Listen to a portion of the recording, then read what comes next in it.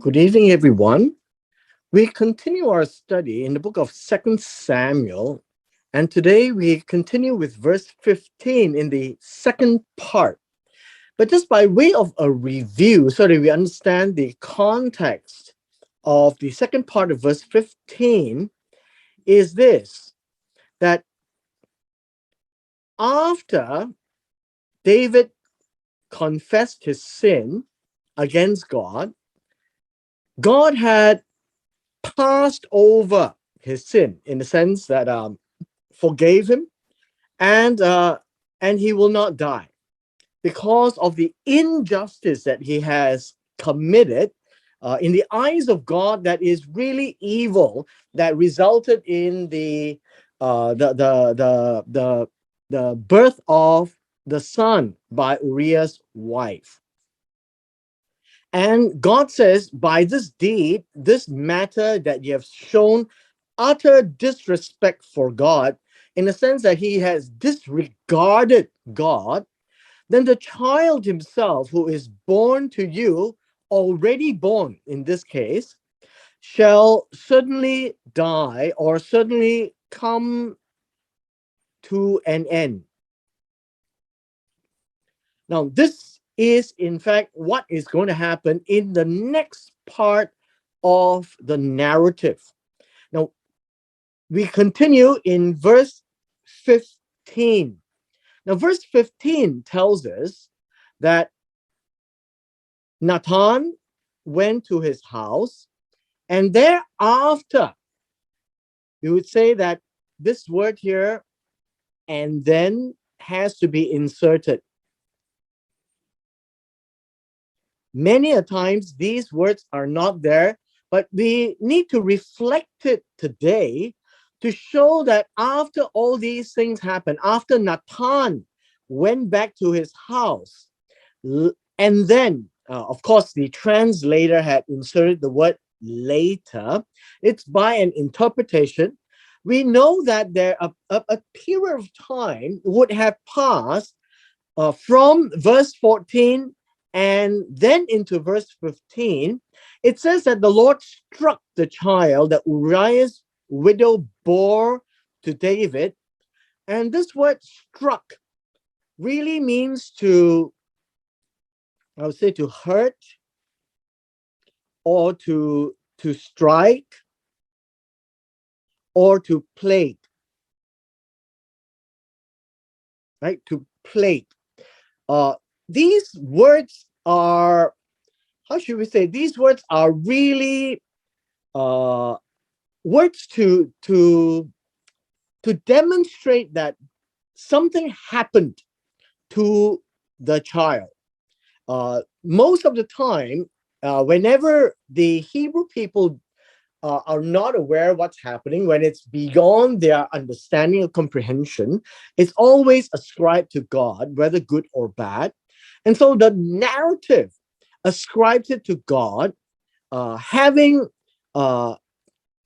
made that child hurt. So the idea of hurting the child is separate, right? It's separated. And this word is and then. So God had made that decision that something has to be done with the child.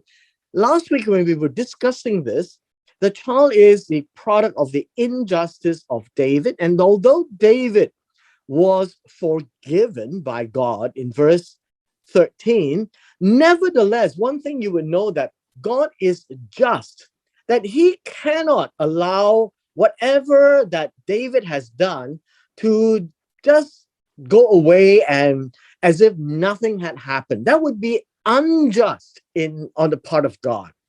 And so in this case, the result of the injustice is the child. And the child being innocent is a pawn in the entire narrative. And the child became very sick. Now, this word sick means that he has something that is mortally ill.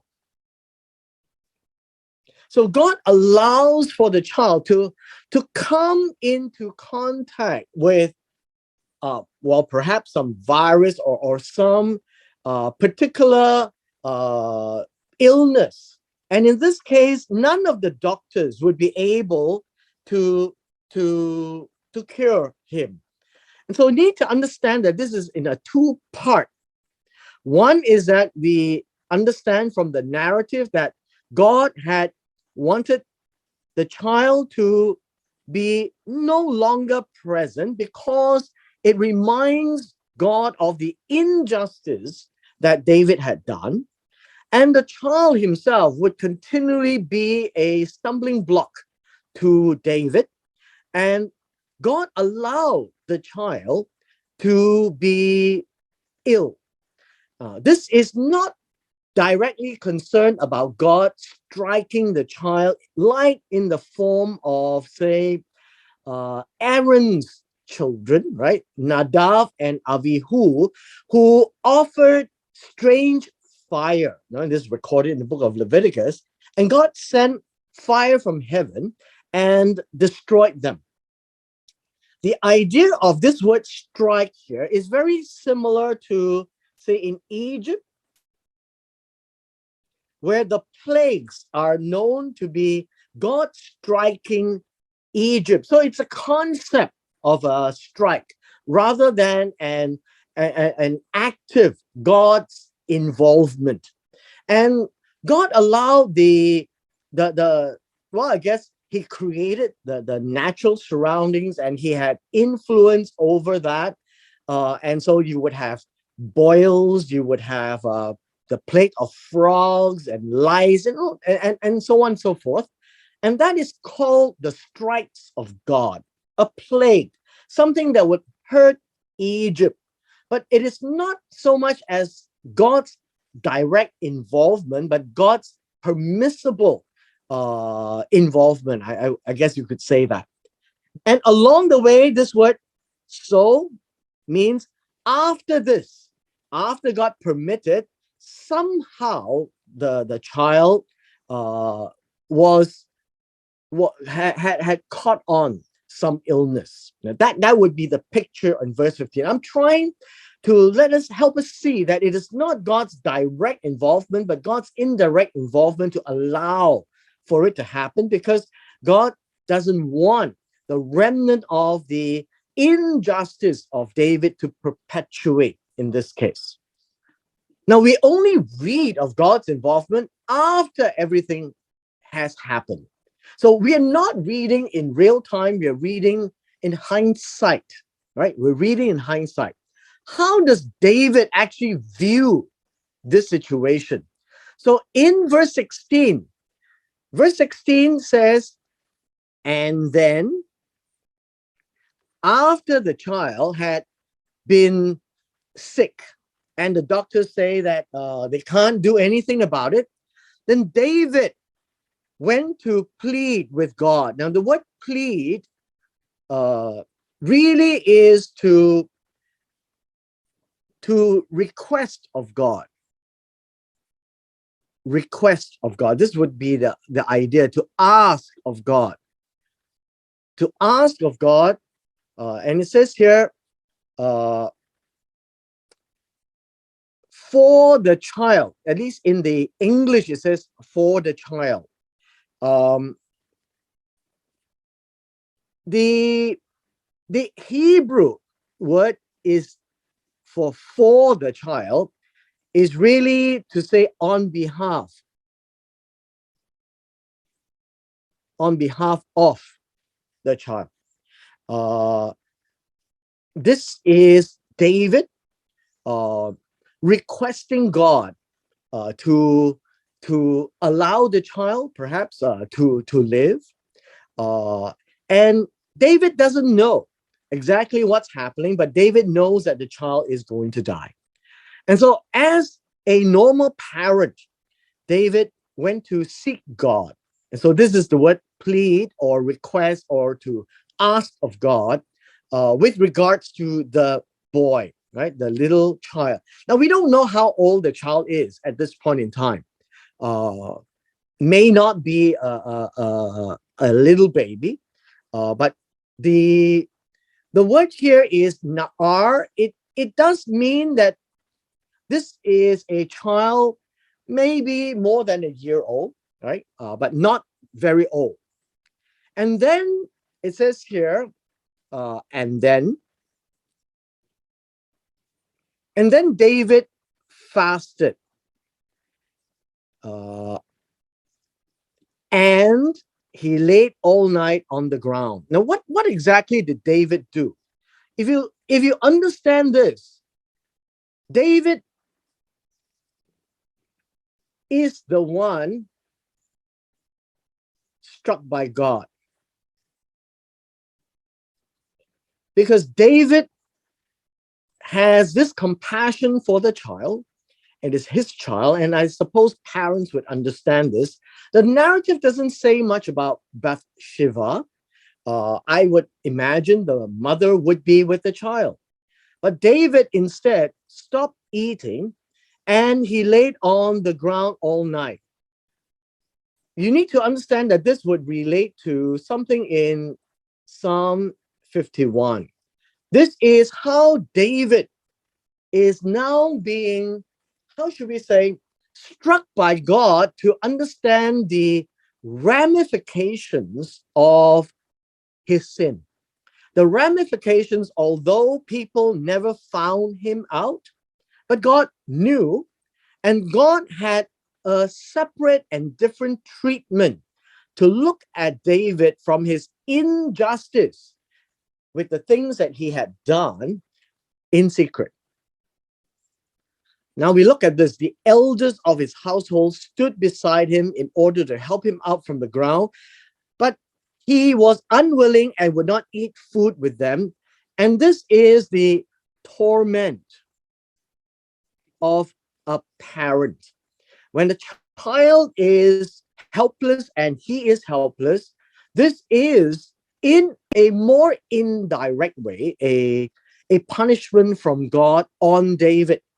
Now, the child probably would not know anything, and because the child is innocent, the child would not be held liable for any actions that has happened because of what David had done. And so everything that we are reading now is after the fact, right? It's after the fact. As it happened real time to David, David is beginning to realize the extent of the problem that he has caused and the injustice that God has laid a charge on him has a punishment beyond his imagination. In verse 18, verse 18 tells us, and then it came to pass on the seventh day that the child finally died. Now, just imagine with me that David is tortured emotionally, and that's his retribution. It is important for us to realize, although there is forgiveness of David, that he would not die from the injustice, there is always the retribution of the things that he had done, that he has to somehow suffer for it. And it happened to him for 7 days, as you can see, 7 days. And that also would apply to the mother as well, I can imagine. And this word here, that doesn't exist. This word here is, and then the child died. So as God has predicted that the child will certainly die, the child eventually died. These are similar statements that that was made like in the Garden of Eden. The day that you eat of it, you will surely die.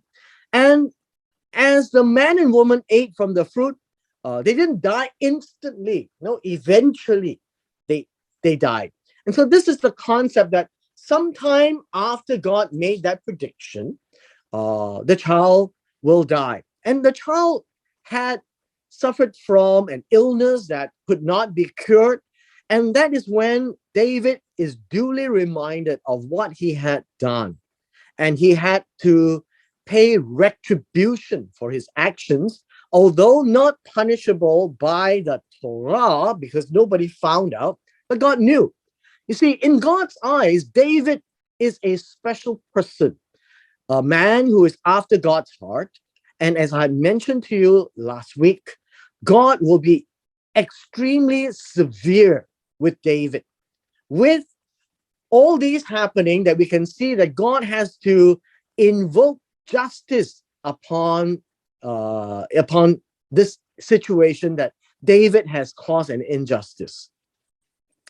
Now, as we continue in verse 18, it says here, this is and then, right? And then David's servants were afraid. Afraid means terrified, to tell him that the child had died, because they said, look, while the child was yet alive, we spoke to him and he didn't listen to us. Then the retort is, how then can we tell him that the child had died, since he might do harm? And they were worried that David might spiral away and go into depression like a normal person.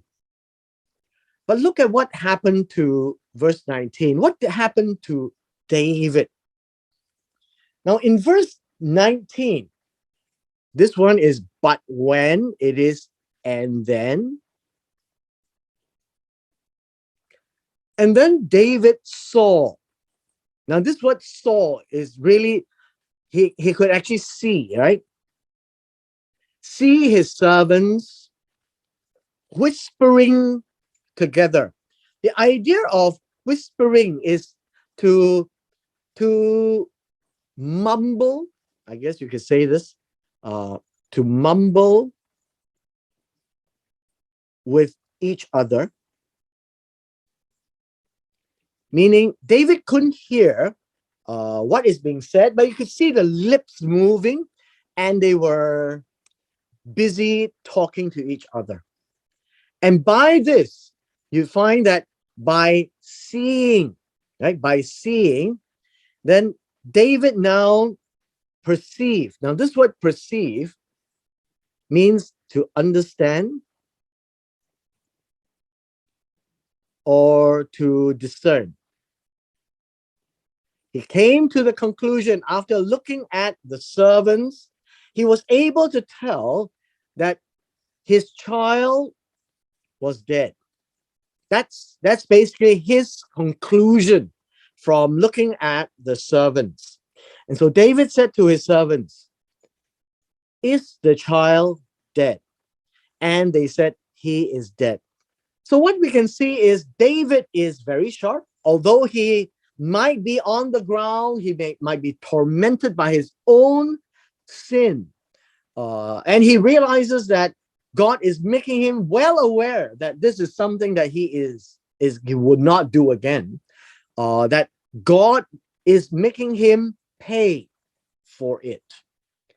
In verse 20, we notice that you can see every line is a narrative. The word so means and then. He was still lying on the ground. And then David got up from the ground. So this means he arose.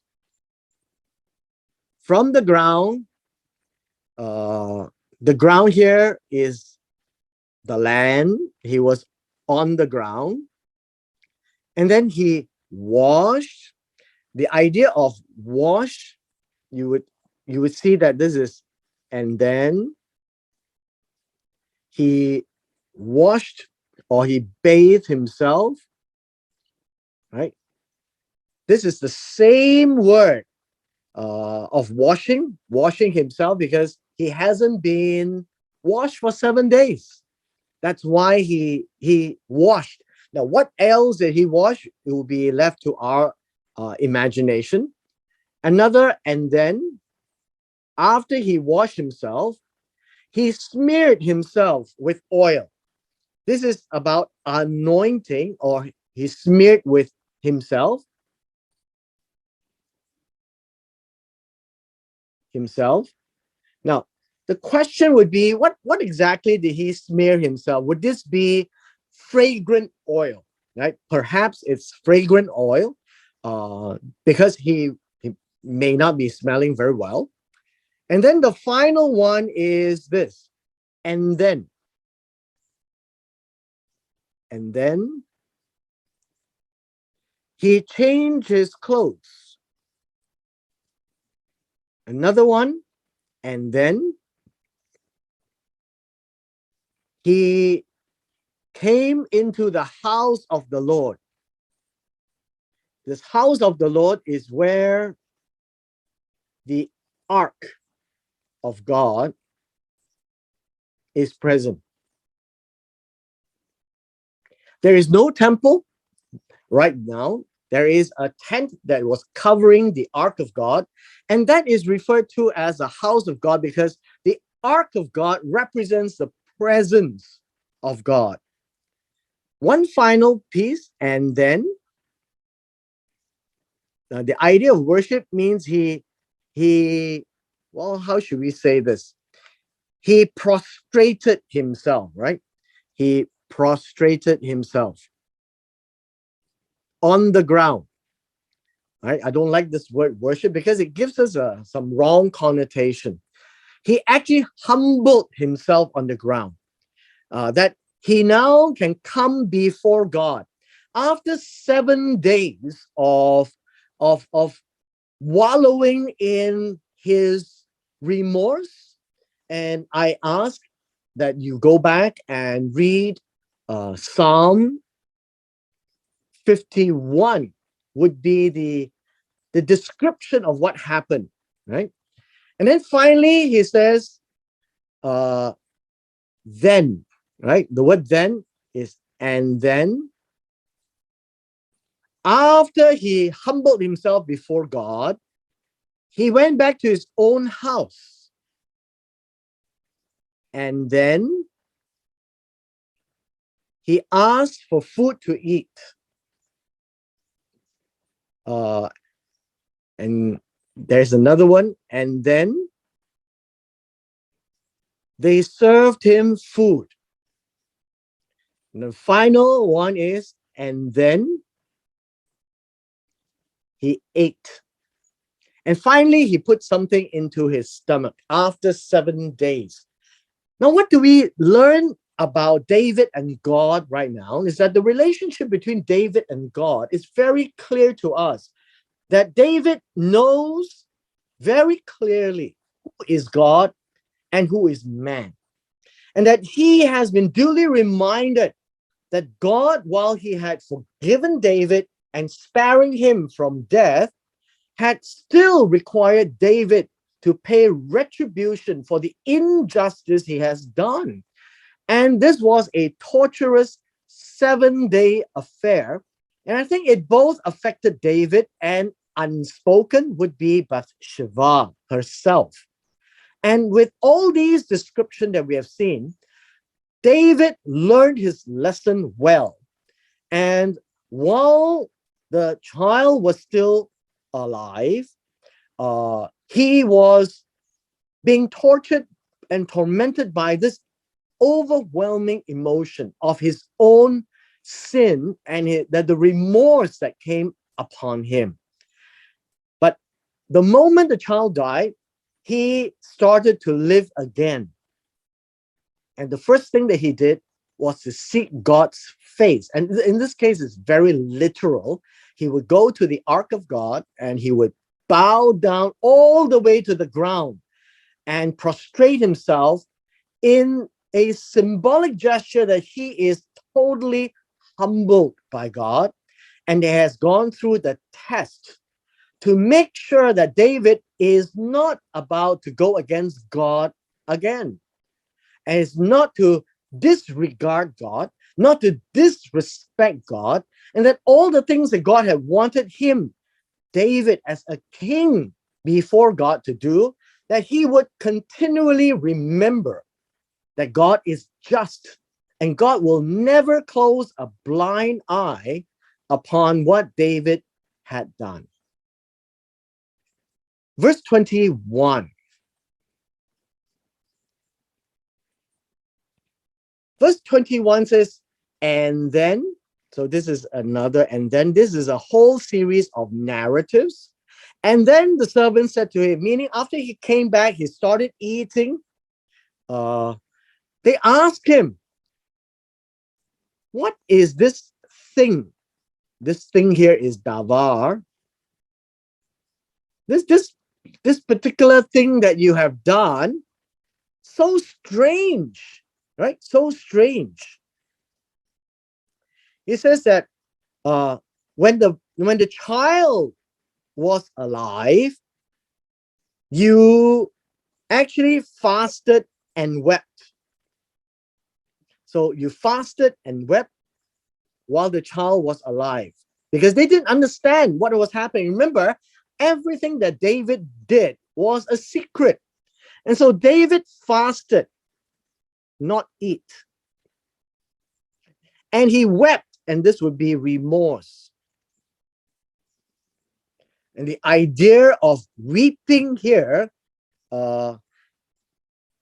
is important to show us that he was weeping in remorse and humiliation of what he has done. He wasn't weeping because the child was sick. That is something which I hope that we are aware of. That this is a remorse for himself, that he is now looking back in his life of what he has done. So these 7 days is the chance that God is teaching him that as a king, you cannot misplace your respect of God. And then the servants then said, but when the child died, you got up and ate food. Now, what did that mean? When the child died, you rose up and then you ate food. Now they forgot that part where he went to the house of the Lord and he prostrated himself before God, and whatever he said to God, it's not for us to know. But all we know is the situation has now been reset. So all of this is a reset of the situation. Verse 22, and then David said, right? This is and then. He said, when David said this, he says, when the child was still alive, right? I fasted, I didn't eat, and I wept. Now, these are important statements. I fasted, not eat, and I wept, cried out, because I said, who knows? The Lord may be gracious to me and the child may live. So this is the position. Someone who knows God, somebody who is familiar with God is saying this, because I said, and this one is really, the word say is to, how should we put this? He considered these things, right? He considered these things to say, who would know? Who would know that God may be favorable, may be gracious is a good word, may extend grace to me, show me favor. And by showing favor, implies that the child may live. But what has happened is that God did not show favor, show grace, right? Show grace or favor. Why? because what God saw in David was evil. The evil that he had done does not deserve any extension of grace that his child may live. So understand that it is all related to the actions of David. The child did not have a part in it, and the child would be what we see as a result of David's, well, we would say indiscretion, but in the eyes of God, it would be the evil that David had done before his eyes.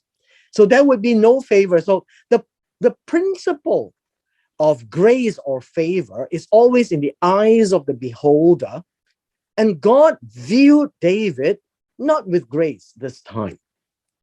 And so David is wondering, maybe, just maybe, as he cried, as he fasted, as he pleaded with God, well, the end result was there was no favor extended.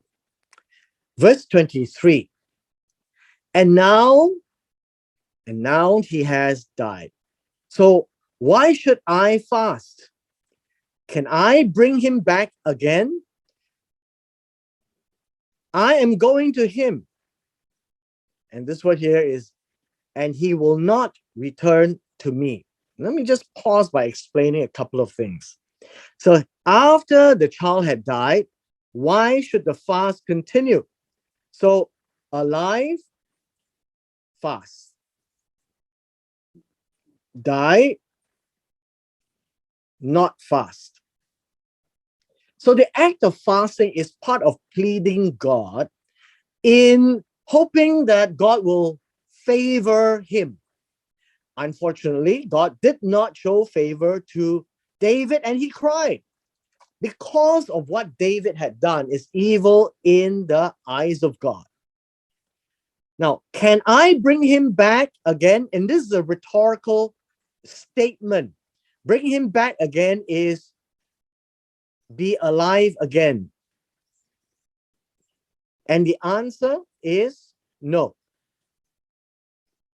And so David knows that all those who die goes to Sheol. And that is the afterworld, right? The afterworld. That's how the Hebrew thinks as well. They are gathered to the fathers, or Sheol being the place where those who died would go. And that's the concept. So he says, I can't bring him back again because he has gone to Sheol. So I am going to him, to Sheol, but he cannot come back to me. So in this case, David's answer is this: as the child has left him and has gone to Sheol, David says, I will see him again. I guess we can say he was going to him. Going to him means he's going to walk to the place. Understand that in David's mind and in the Hebrew mind, Sheol is the place where one would go upon death. That death means a transition to another world, so to speak. And so we call it the afterworld. After this life, there's another world. And that's how they understand Sheol to be. And David says, well, he's gone there, he ain't coming back. And so I will be going to him, but he is not coming back to me. I ask us to pay attention to verse 24. In verse 24, he says, then, this would be and then. Now, how long and then, we don't know. But David comforted his wife Bathsheba. And this is why I said that the wife was with the son, right? With the son. And both of them had suffered, right? And this is a trauma for both parents. You cannot say that the narrative was about David and his wife wasn't mentioned, the wife had equally felt the torment. And this is the sin that both of them would have committed. And so David and Bathsheba had to pay retribution. They cannot be ignored if you look at it that way. So God did not let this slide. And so David had comforted his wife, shows that David truly loved Bathsheba. Now this word is, and then, you notice he went into her. This is to have sex. And this is another part. And lie down with her.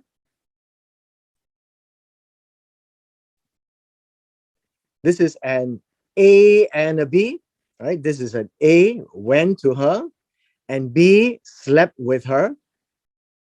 Both talking about the same thing, exactly the same thing.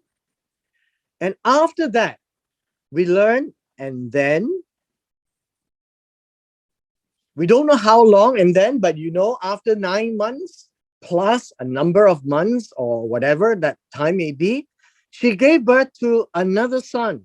This is the second son. And then he, that would be David, named him Shlomo. The word Shlomo comes from the word shalom, right? Comes from the word shalom. Means it's now complete. There is now peace. That the judgment of God has been completely taken through its motions. And now they have another son. And they call him Shlomo because it's over. It's now peace or completeness have happened. And then we see this. Now, this would be, and then. The Lord loved him. Understand the word love is to protect, to provide, right? And to nourish. So this is the idea. Whereas with the first son, God did nothing and allowed the son to die when he contracted the illness. But with the second son, the text says, and Jehovah loved him.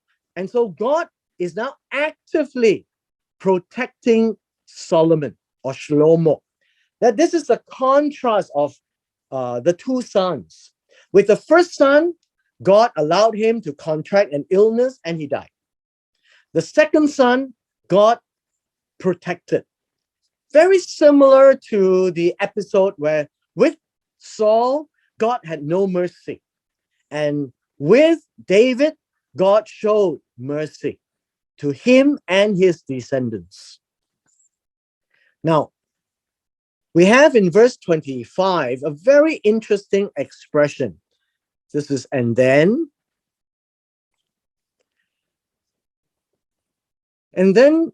he sent, right? He sent, this David sent,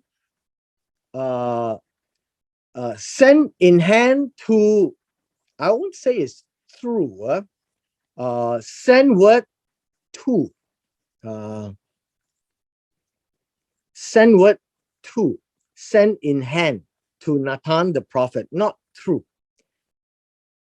And he, that would be Nathan, this is, and then, now that Nathan knows that there is a son, Nathan gave him a name, called him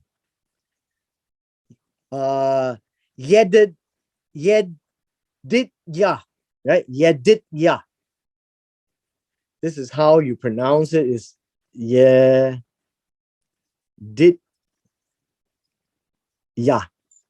and Yah being the name of God.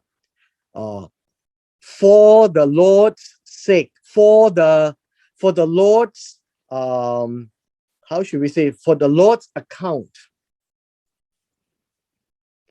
And so you can see that Nathan represented God to show David that there is peace in his house for now with the birth of Shlomo. And the word Yedidya has a particular meaning to us. I think it's important for us to see this.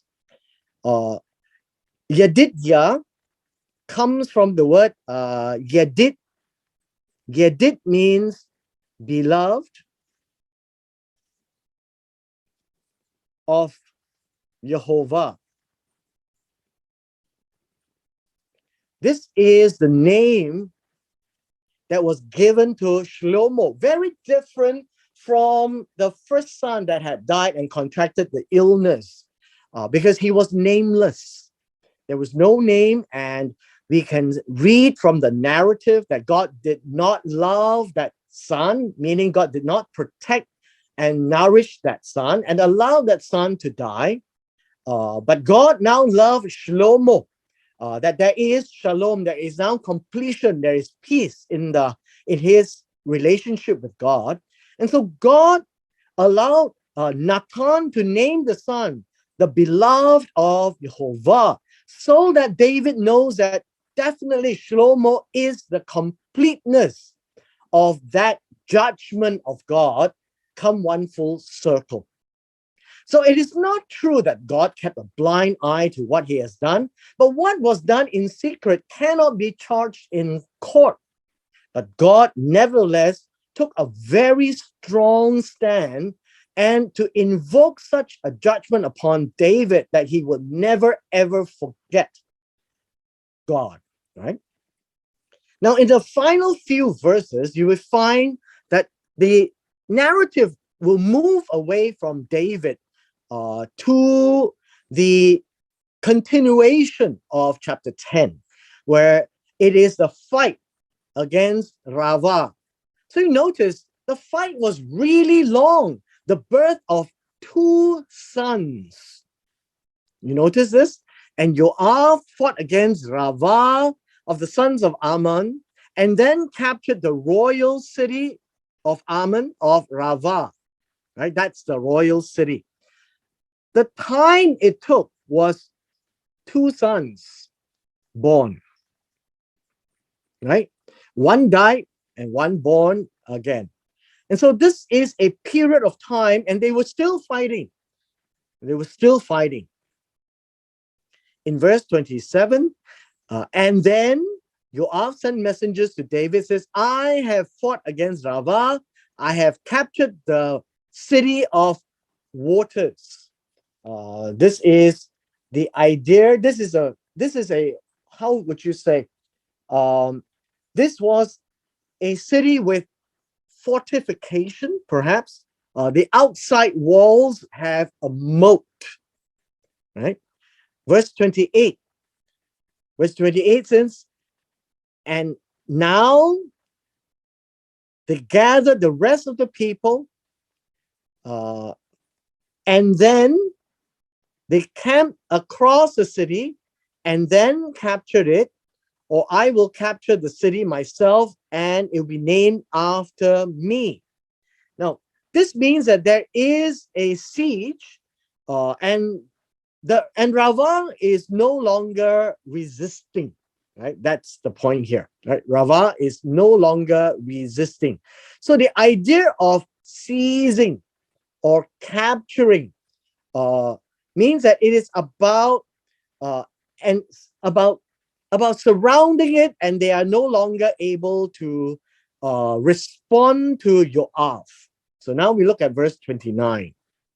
Verse 29 says this, and then David gathered all the people and then went to Rava, and then he fought against it and then captured it. So what actually happened? Did Did Joab and Joab capture it, or did David capture it? So we have the idea of Joab seizing Rava in the sense of subduing it, but have not actually entered into the city. And David was allowed to enter to formally capture it. That is the idea here, right? That's the idea here. In our final two verses, it says this, and then he took the crown of their king from his head. Notice this is in Rava. This is also called the royal city, where the king is. And the king is now captured. And the weight was a talent of gold. That's very, very heavy. And it had a very rare stone, right? We call it precious stone, but I think you could use this word, precious, rare, what else? Valuable. And it is a stone. And that this crown was placed on David's head and brought out the plunder of the city in great amounts. Means there is a lot in the city that they can take home with them. Verse 31, and he brought out the people who were in it and put some at saws, iron picks, iron axes, and made others serve at the brickworks. And he did the same to all the cities of the sons of Ammon. And what does this mean? It means that they spared the people because the king actually revolted against David, but he spared the people to work for the kingdom.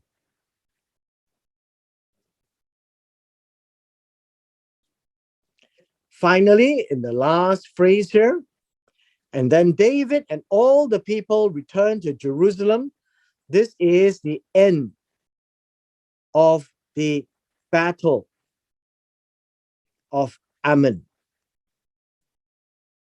It started well, and in the middle, we get the story about David and Bathsheba in chapter 11, and went on into chapter 12 with the birth of the son that was born to David through Bathsheba, and he died. God reprimanded David in a very severe way, and then had the second son, and God was pleased. And thereby we could see the contrast of how God viewed the acts of David. And with that, we could see that everything that God had wanted to judge David came to a conclusion by the birth of Shlomo. With this, we come to the end of chapter 12, so that we can see that God is very just and fair, and that God had dealt with David in a very severe fashion because of the fact that David is king over Israel, because of the fact that David knows God, and because of the fact that David disregarded God and did all these things in secret, and God has to punish him in public. And I would say that the prediction of God that the sword will not leave his household is still going to come over the next period of time, which tells us this, that the judgment of God upon what David had done has very long repercussions, that the event that he thought was just a moment in time has actually transpired or will transpire into some major catastrophe within the household in the years to come. And with this, we can see how just God is, and he will not allow what David did to slide. And with this, we come to the end of chapter 12.